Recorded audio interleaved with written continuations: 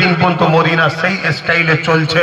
শোনো বন্ধুরা, সেদিন থেকে আজকের দিন পর্যন্ত মদিনায় একটা কেউ ফট করেনি, একটা কেউ চিটিংবাজি করেনি, একটা কেউ মালে ভেজাল মিশাইনি, একটা কোন নারী রেপ তো দূরের কথা, 1450 বছরে আজকের দিন পর্যন্ত ইফটিজিংও হয়নি। কারণ আমেনা লালের আইন ব্যবস্থা শিখিয়ে দিয়ে গেছে এমন ভাবে, জোরে বলুন সুবহানাল্লাহ। তাহলে আজকে সেই নবীর উম্মত আমরা কি করছি বলুন? এটা কি আমাদের ডিউটি নয়? এবার আপনি বলছেন আমার সময় নেই, কিন্তু কমসে কম যদি কেউ করতে চায় তার সাথ দেওয়া তো দরকার।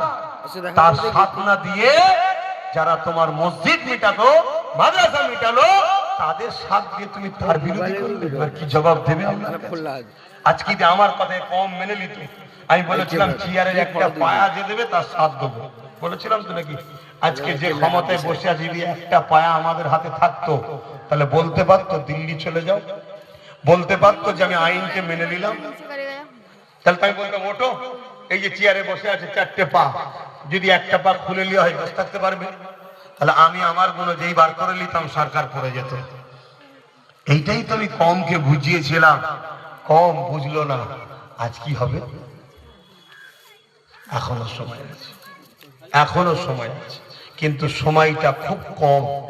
যে গরমটা তোমরা দেখাও যে সময় এলে আমি বুঝিয়ে দেবো ভোটের গরম, শোনো, আজ যদি তুমি না জাগো কাল তোমার ভোটার অধিকারটাও থাকবে না।